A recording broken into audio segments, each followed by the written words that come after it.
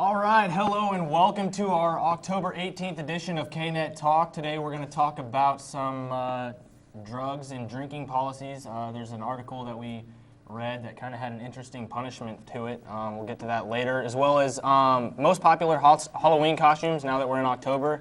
We've been in October for a while now, so we're going to talk about some costumes coming up. We also have an interview with some people from One Homeless Night and about their experience, as well as maybe a magician segment. So we'll get to what we were about to start with. This article. Found this article about a 17-year-old high school student named Erin Cox, who got a call from a friend who was intoxicated at a high school party. She went to go pick up her friend to be a designated driver, went in the house where the party was to get her friend, and on her way out, the cops came, busted the party, busted her and her friends, and took her in. The cops released her once they realized she was sober and was just there to pick up a friend, but the school followed through with a punishment for her. She was kicked off of her volleyball team, in which she was the captain, and it's kind of getting some national coverage because she tried to help out a friend, tried to be. She was doing the right thing. If she had turned down the offer from her friend, something worse might have happened. Could have happened. So what do you think about this story? I think that the real question here is, what does the school want out of her? Would they rather have people in their school that are not going to be the good friend? Like, are those the kind of principles they want? They want somebody who's not going to go pick up a friend that's in need, that needs help, so they're just going to leave them aside. I mean, I think you can see where they're coming from with their wanting to really set an example, but I feel like that's really kind of being unfair to Erin.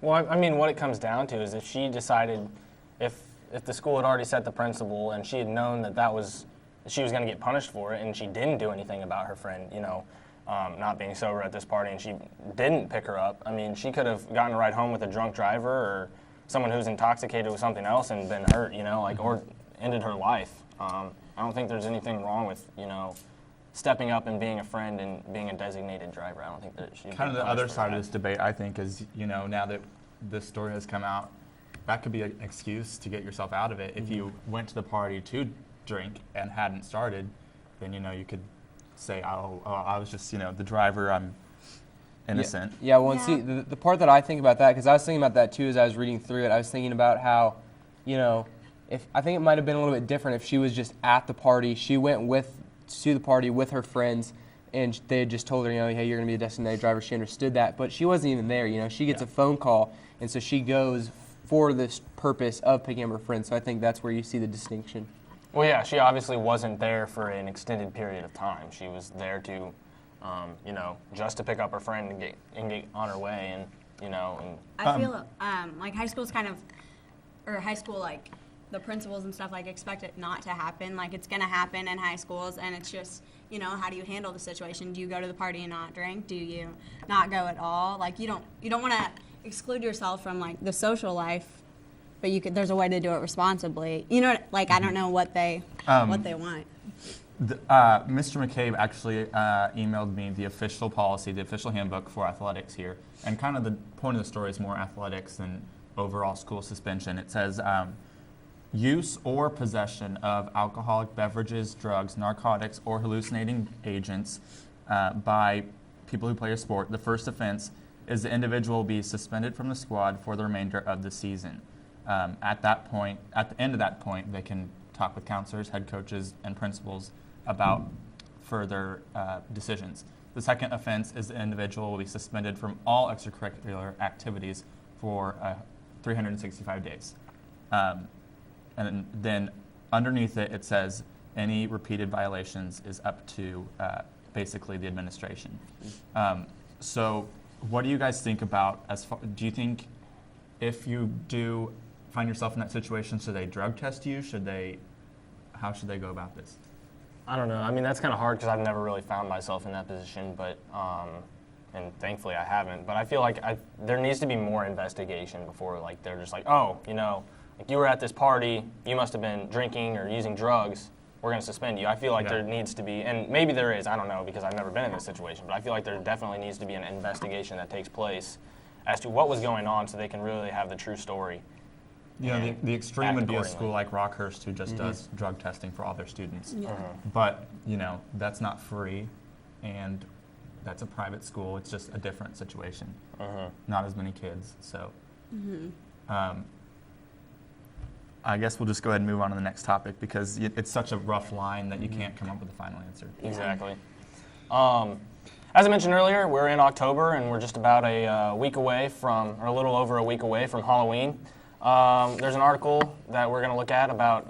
Abby's got the top 10 Yes, I costumes do. of 2013. How about Can that? you guys take any guesses? We'll see who can. I think it's clear that Miley Cyrus is up there. Really? You think it know, could she's be? had a busy year, I She think. has- It is. she She's has had a actually busy number year. 5 on the top 10 list. Okay. I don't know if it Number goes most popular to least or least got popular some to boos most, in the but audience. Not many Miley Cyrus fans in the studio. I guess not. Can you, do you guys have any other guesses? I would say maybe like a government worker. I think that'd be kind of funny since they're in government shutdown and stuff. Just maybe like a joke. That would be funny, but it's actually not on the top 10. Dang. Let's try that. I thought I'd One try. more. Let's take one more guess and then I'll read them off. Maybe a superhero? Like a superhero? Are there really any popular. superheroes on there? No, unless you consider the cast of Duck Dynasty superheroes. Oh, I Oh, they're do. superheroes. I consider them. Pretty super dudes. Why did I guess that? Actually, number 1 is the Minions from Despicable Me, which is actually what I'm being this year. Solid. Whoop. Number 2 is the characters from Breaking Bad. Oh, yeah. Okay, Number 3, okay. a fox, inspired by the song "What Does the Fox Say?" Yep. I'm not really sure how that song got on the top 10. Yeah. Number 4 is the cast of Duck Dynasty. Number 5, as I mentioned, Miley Cyrus. Ew. Number 6, the characters from Minecraft. Number Why? I'm a big 7, Minecraft player. man, this is a hard. From Game of Thrones, basically. Okay. Yeah. A character from Game of Thrones. I'm not really sure how to pronounce their name. Number 8 is Batman. So there was a superhero. There was a There we go, there's a superhero. What is superhero. that? Sorry, I See, you missed just it. lied. I missed it. It's Liar. not red like the other ones. Number 9 is The Great Gatsby. Okay. Okay. There And we number go. 10 is Daft Punk, the helmets that they wear. That'd be So, sweet. Ah. That would you be need a cool. Halloween Go with costume a idea? partner. There you go. We're in planning, right? Yeah, for- we are. Definitely look forward to our Halloween show coming up. If you guys have any ideas, we're going to, the hosts and the weather and the sports anchors are going to dress up. So make sure to tweet at KNET Talk if you have any ideas what you'd like to see us be or any Halloween segment ideas. It's going to be a Definitely really tweet good at show. us. Honestly, I think I'm gonna be leaning towards creative. the Miley Cyrus, maybe. I think you could rock Miley You are? Cyrus's I hair think you right could. now. For Honestly, the- it's pretty accurate. Yeah, thanks. Thanks for that, Peyton. You could. Well, I mean, you know. Make sure, well, we might have a Paranormal Activity 2 coming to you, so get ready. The It's second going to be was one. really great. scary. Yeah, it is. Yeah. Without further ado, we're going to throw to a really quick commercial break. Okay, this is our studio. This is where the magic happens. That's Nick and Alex. These are our cameras. That's where we film our anchors, and that's basically our studio. Hi, I'm Sean Wooten. I'm new to broadcasting. Was that normal? Because I just saw a man bench pressing another man. Welcome back. Here we have Emmy and Lindsay who participated in One Homeless Night last night. My first question is, how are you guys feeling today? You slept outside in the cold. I'm sure it was quite the experience. How is today going to go? A little rough. I'm a little tired. You know, got about 4 hours of sleep, I think. Oh, that's rough. What about you, Lindsay? I'd also have to say it's pretty cold. I feel like I'm kind of sick. You know, my nose hurts and just from being outside all night. Well, what did you guys expect going into the night? What were your expectations before, participating in One Homeless Night? Expectations were like just going and just kind of like getting a feel for like what other kids and other people go through when they don't have places to go at night or a home to stay at, and so that was just kind of what I expected going into it and learning that process. Lindsay, what was the worst part of the night for you?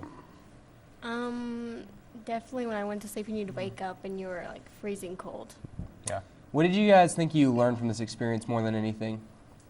I think I learned there's like you never really think that anybody in your area that you live in really is homeless. So I like learning that there's a lot more kids and a lot more people out there. Like there are so many people, like a lot more people than I thought that like were homeless. And so learning that there's a lot more people out there than you really think really catches your attention. Sure. What about you, Lindsay?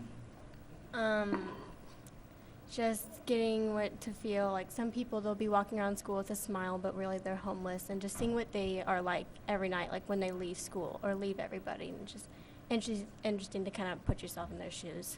So you guys just kind of changed perspectives a little bit. You guys kind of saw things a little differently. Yeah. Well, that's good. That's good. I think that's kind of the purpose of One Homeless Night is to Definitely. change people's viewpoints on, teen Well, homelessness. Yeah. Thank you to Key Club for putting on such an eye-opening Yeah, experience. Key Props to Club, you guys. they did a great job last night. I was there. They did awesome planning stuff, having the meal ready, and then they also just did a great job as far as like What was the informing meal us. like? What they did actually was they had like a soup kitchen style to where they actually treated us like we were like coming into a soup kitchen. There are a couple bowls, just different like really basic bowls of like soup laid out that we could grab. You just grabbed one, you moved out, and they basically just treated you as if you were in like a homeless shelter getting a meal. So that was kind of an interesting experience for sure. Yeah. Wow. Well, shout out to everyone who's on the struggle bus today after One Homeless Night. You did it for a good cause, and I'm Sure you won't forget it. Yeah. I'm sure it's been a good experience. Right now we're going to switch gears because we're going to send it over to Abby because she's with a magician right now who might have some tricks up his sleeve. So Abby, what do you have? I'm actually here with Brennan Gifford, the kid who walks around Eagle Avenue during Eagle Hour doing magic tricks. So it's pretty exciting. We're all wondering how you got into magic. My friend showed me one day a magic trick, and I was just blown away, and I just got into it from there, and I just kept on looking more and more into it, and it's just the amazing things that you can do and make people believe, and just deceitfulness and all that combined up into one trick to amaze people. It's kind of like what Chris Angel said. You gotta want it, you gotta believe in it to make it real. So. Nice. I think it's awesome that you go around Eagle Avenue doing magic tricks. I know you did one to me, and I was shocked. So can you show us some? Yeah, you got a phone? Yes, I have a phone. Am I going to get it back? Yeah, you're gonna get it back. Okay. So you guys see this, right? Normal balloon. I wouldn't be able to do this if I wouldn't be able to blow it up if it had a hole in it or anything. So just remember that.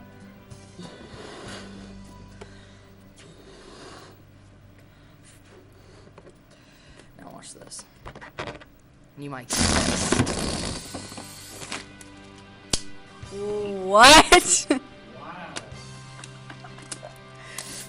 And now I made you like a nifty little Little phone case? little fun nifty carrying case to carry around. That was awesome. If you want to do that. And then my specialty right now is card tricks. My specialty is mostly card tricks and illusions. I just do some stuff over on the side. I'll show you the rubber bands here in just a second. But what I want you to do is, you guys know con artists, right? Yes. You guys have seen con artists. I'm just going to get two cards that you, all right, they're at the top already. So you know the ace of diamonds and the ace of spades, right? So con artists, what they do is they have people in on their con just so like people win and people lose, so you can build up your confidence and stuff like that. And then two card monte is what I do to them to kind of get back at them. So basically what happens is, you guys know the game where they take three cards and they switch them around and then they have you pick a card. But what happens is they don't actually do that. They take out your card out of their pocket and then quickly put in another card. So this is what I do to them because I think they're just jerks. So what I want you to do, I just want you to pick between these two cards. Okay. Do I tell you which one I picked? It doesn't matter. Okay. Ace of diamonds, so I want you to hold it out like that. So what's going to happen is she has the ace of diamonds, right? Yeah. And just to confuse you a little bit, and hold it out like that. Okay. This is a part of the game, so you can't look at the card. Okay. So what I'm going to do is I'm going to take the ace of spades, and it's going to be real quick, but you're not even going to see me switch. So it's just going to be like real quick, and it's like that. Okay. All right? So just to confuse you a little bit, I'm going to do that, but you got to keep that card down just to Okay. make sure. So you con artists, sleight of hand, really good at it. They have to be basically talented at it, like Chris Angel's talented. So basically what's going to happen is you're going to see me switch it, and it's just going to be real fast, and you're going to tell me if I switched it or not. So, you see me switch it? No. Come on. You see me switch it? No. You didn't see me switch it? No. You didn't? No. All right, then which one is your card? The one I chose at first, or the one I? The one you chose at first. The top one? It's the top one? Yeah, I think so. What's the cards? Am I right? Oh my gosh, what the heck? That's awesome. I think you just lost all your money, by the way. I did just lose all my money. Anyway, so now let's get into rubber bands, because those are fun to do.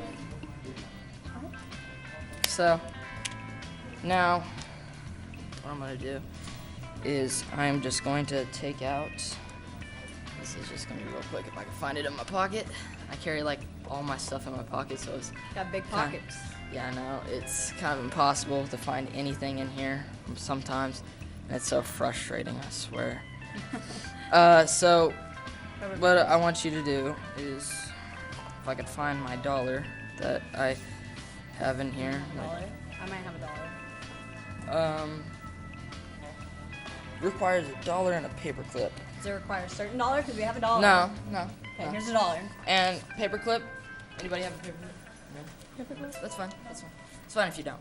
Okay. I have a bobby so- pin. Bobby pin. Actually, that's fine. That's just Okay. fine. Okay. Hold on 1 second. Yeah, sorry. I thought I had it in my pocket, but I guess it might have fell out. So what I want you to do, I just want you to check this dollar, all right? Mm-hmm. Check the dollar, make sure it doesn't have any rips or tears in it. Real dollar. Real dollar. Check it, hold it up to the light just to make sure that it's a real dollar. Check in with them over there too. It's a real dollar. Legit dollar, right? Make sure you're talking to the mic. All right, so it's a legit dollar, right? So I want you to just put it on the bottom strand. Now fold it down. And now I want you to just bobby pin the bottom. Okay. So, no, bottom. Oh, the bottom. Yeah. All right.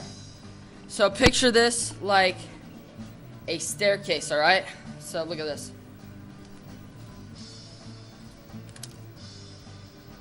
Oh, that was cool. Make sure you show the camera. He's making the dollar jump. That was awesome. It's magic. That's how. Magic. All right. So for one last trick, is so right there is this is kind of the one that I got really kind of like known for mostly. So what I want you to do, I just want you to pick a card, any card, just pick your card, right? Mm-hmm. So now I want you to show me the card because it really just doesn't matter. It's a 2 of hearts. 2 of hearts. All right. So what I'm gonna do, I'm just gonna stick that at the bottom, and I want you to sign your name with this Sharpie. If I can get it out of my pocket. I carry everything in my pocket. Sorry. So. No, you're fine.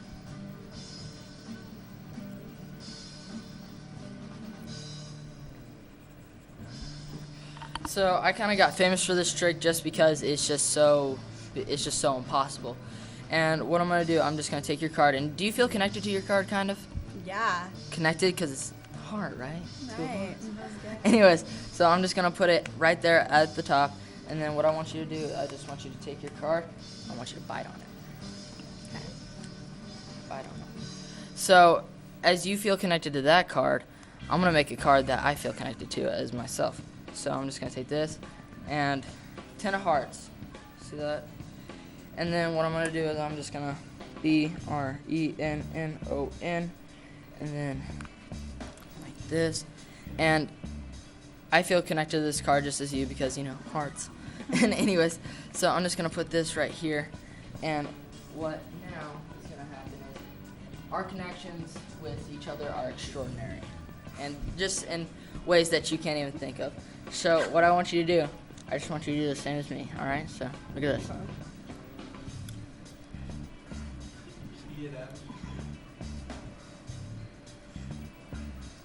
Check your card.